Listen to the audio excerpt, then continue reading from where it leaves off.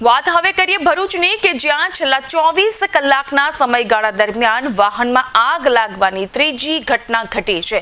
શનિવારે કુંતલ એપાર્ટમેન્ટના પાર્કિંગમાં ઊભી રાખવામાં આવેલી ટાટા મેજિક ગાડીમાં આગ લાગી હતી, જ્યારે કે સાંજના સમયે બાયપાસ સુરતી હાંડી હોટલ નજીકથી પસાર થતી એક કારમાં અચાનક જ આગ ભભૂકી ઉઠી હતી અને રવિવારે પણ ત્રીજી સિદ્ધનાથ નગર વિસ્તારમાં ટાટા કવચ મોડેલની કારમાં આગ લાગી હતી।